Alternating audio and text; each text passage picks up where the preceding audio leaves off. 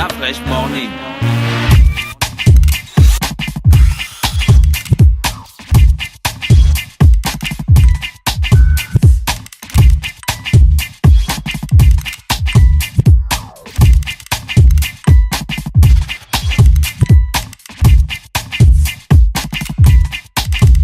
UrbanFM.fm. Le réveil matinal le plus haut de la capitale sur la radio. Vous êtes sur les 104.5 Urban FM, la station urbaine, et vous écoutez le Da Fresh Morning. Marine, bonjour, on est avec l'Institut français. Bonjour. Comment tu vas? Super bien. Il y a la forme? Oui. Alors, qu'est-ce que tu nous emmènes cette semaine? J'ai beaucoup de choses dans mes valises aujourd'hui. J'ai beaucoup d'actualités culturelles à l'Institut. On a pas mal de projections dont je vais parler. Et j'amène surtout quelqu'un avec moi, Mireille Essonneau, qui s'occupe du Salon international des arts du livre, qui aura lieu la semaine prochaine. Donc on va parler un peu de tout ça. D'accord. Madame Essonneau, bonjour. Bonjour, Merci d'avoir accepté notre invitation. c'est moi qui vous remercie. Le Salon du livre, c'est du 19 au 22 avril. C'est tout à fait ça, du 19 au 22 avril à la maison Georges Rawiri. D'accord. Et nous sommes aussi en partenariat avec la France, donc il y aura des activités qui se tiendront à l'Institut français. Quel genre d'activité? Alors, il est prévu des tables rondes. Vous avez des thèmes des tables rondes? Bon, le salon déjà a un thème principal, c'est langue française et culture africaine.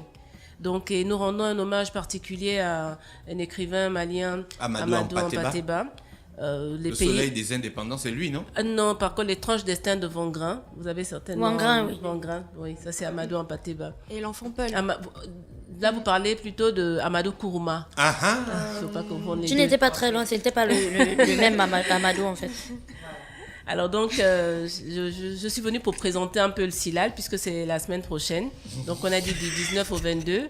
Le CILAL, c'est le Salon international du livre et des arts de Libreville. C'est le premier salon organisé de cette manière ici en Afrique centrale.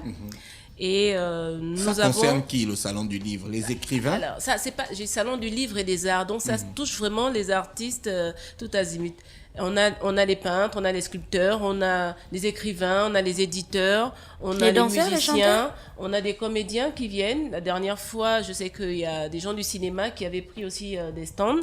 Et puis, ils ont vendu les films gabonais. Donc, et on a des invités, en fait, de tout le monde. C'est ouvert, c'est international. Donc là, il y a l'Afrique, C'est l'Asie, international. l'Europe. Ça se fait souvent au Gabon, vous C'est avez la déjà fait? 4e édition. On Au a Gabon. commencé. Oui, c'est toujours à Libreville. La 4e édition, la première édition a eu lieu en 2011.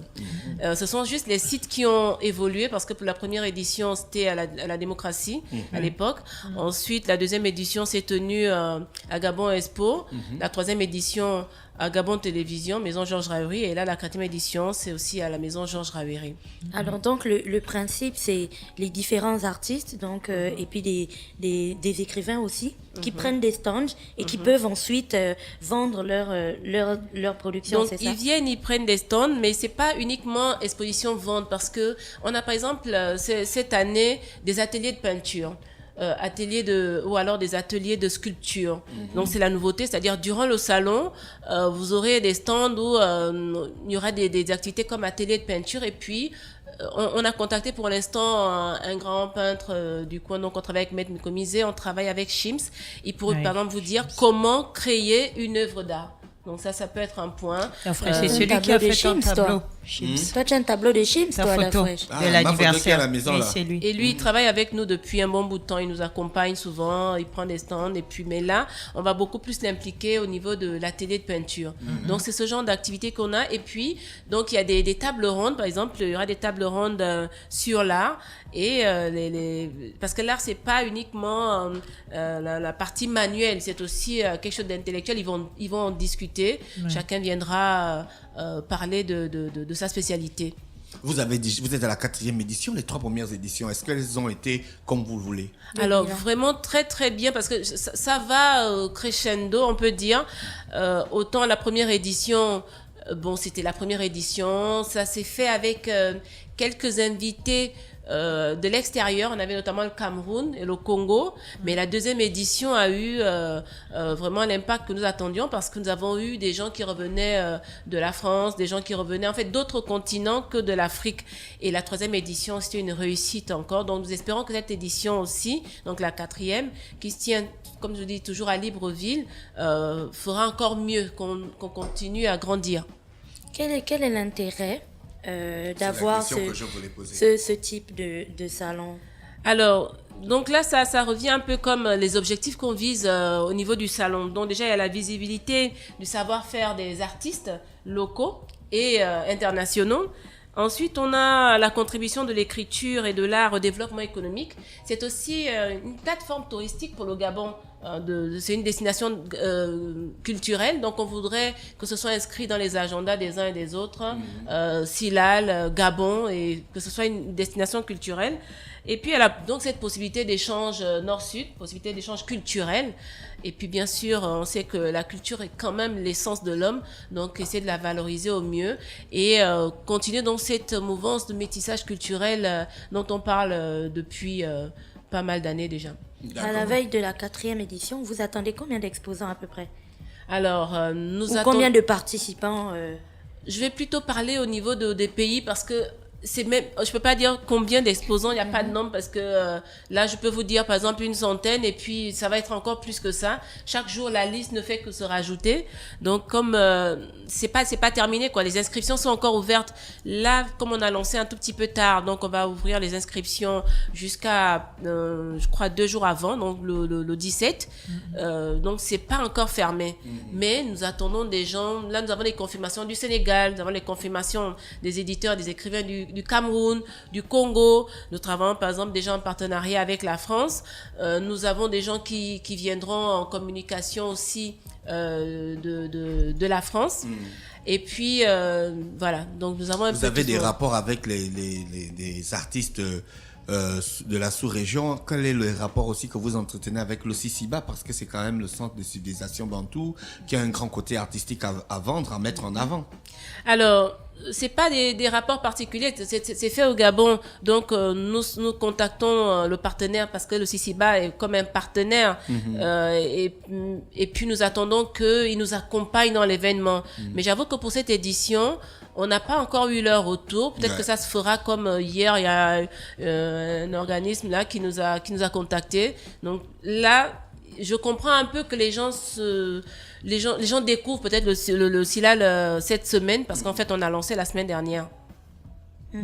C'est du 19 au 22 avril. Du 19 au 22 avril, donc mercredi 19 jusqu'au samedi 22 avril. Donc c'est dans 6 jours. Pratiquement. Lancer la conférence pour annoncer en fait. Ah d'accord, la conférence pour la communication de l'événement. Oui. Ah d'accord. Et comment les gens peuvent faire, comment les participants peuvent faire pour s'inscrire en ce moment?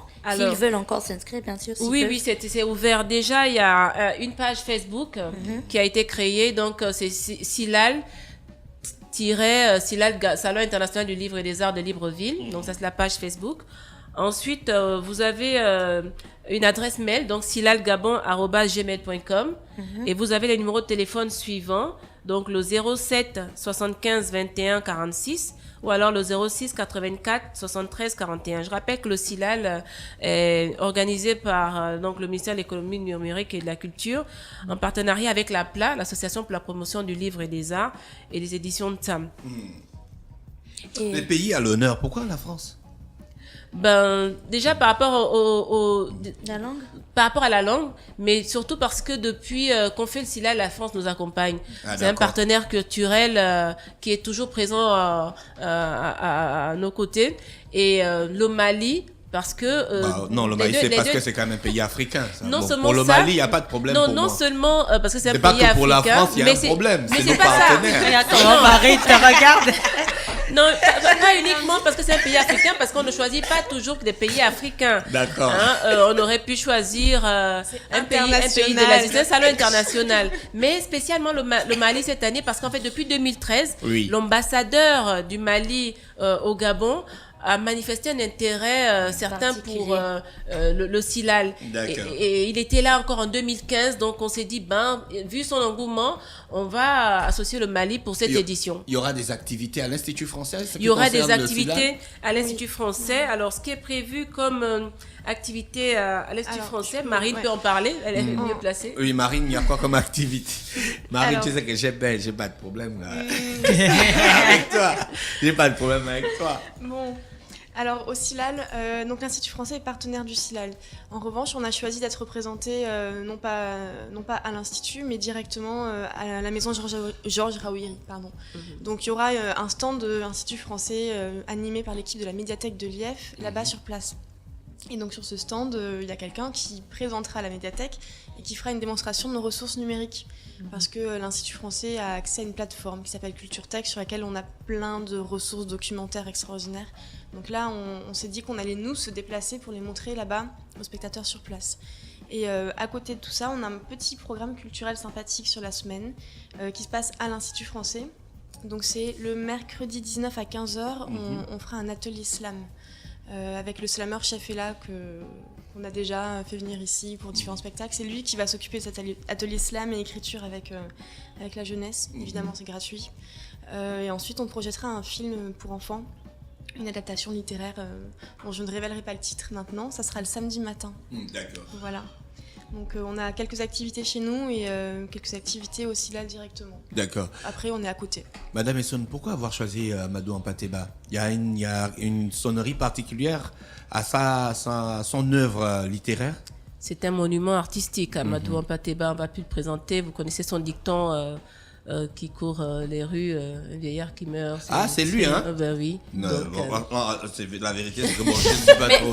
Je sais que c'est un salon international, J'aime pas trop la madame, lecture. mais il y a des écrivains gabonais qui ont beaucoup de succès et du vent en poupe en ce moment, comme cet écrivain qui fait des polars. J'ai oublié son nom. Janis Otiemi, voilà, qui a d'ailleurs reçu plein de récompenses cette année en Europe, un peu partout.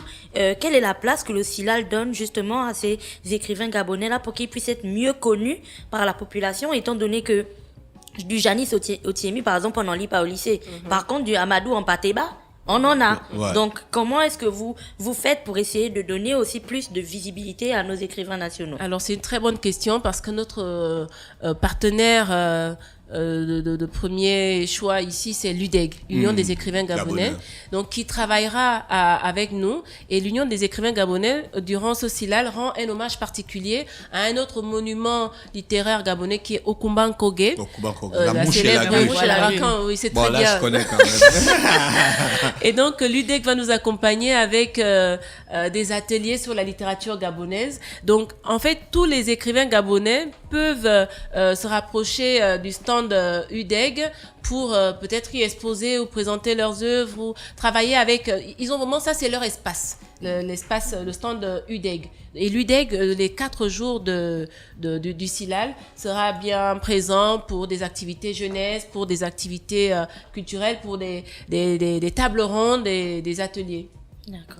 D'accord, ça c'est super ça. Je voudrais rajouter quelque chose. Il y a des petites nouveautés cette année. Donc déjà la participation de l'Alliance des éditeurs de l'Afrique centrale. C'est un organe qui a vu le jour au Maroc lors du dernier salon du livre au Maroc en février. Et nous avons le plaisir d'avoir Sylvine Sam comme présidente de cette alliance. Donc Sylvine ici, Sam, la patronne des éditions de Sam. Voilà, la patronne des éditions de Sam. Donc tous les écrivains donc de la CEMAC, donc plutôt de l'Afrique centrale, viendront ici et ils auront aussi tout un stand. Il y aura un stand de l'alliance pour asseoir les textes officiels de cette alliance qui a vu le jour en février. D'accord. Il y a donc aussi l'UDEG qui va rendre un hommage particulier à Okumban Kogé. Il y a cette année donc l'implication de la France et le Mali. Et puis l'hommage à Amadou Hampâté-Bâ et enfin les ateliers de peinture et de sculpture sur place. D'accord. Merci Madame Essonneau. Marine, il y a des trucs à ajouter pour les activités de l'Institut français ?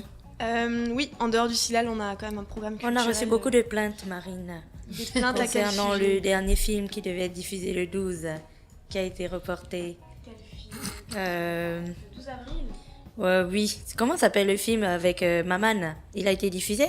Oui, non ? Non, il n'a pas encore Bien- été diffusé. Bienvenue au Gondwana. Oui. Je pense qu'il avait été annoncé pour le 12. Ouais, on a dû le décaler, ouais. Oui. Et ce décalage là, tu sais, on est un peu comme le service après-vente de l'Institut, tu vois. Alors, Donc, j'en appelle aux ça a auditeurs, pas été. ne vous retournez pas vers Urban pour ces problèmes-là.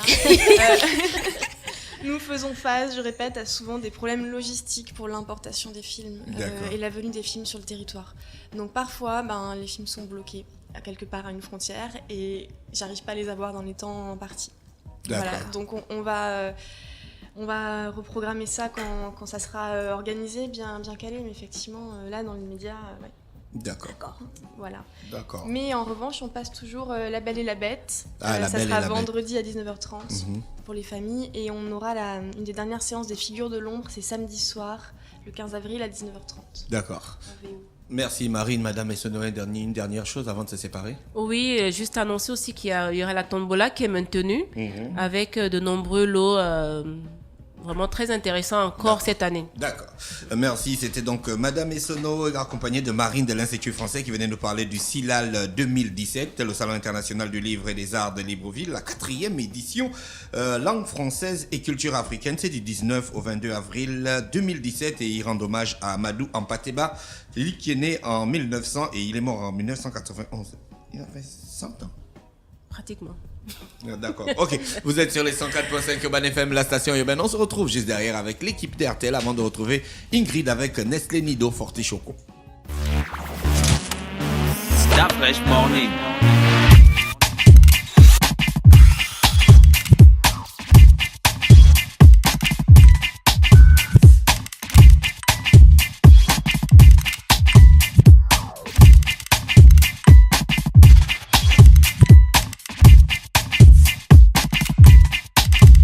UrbanFM.fm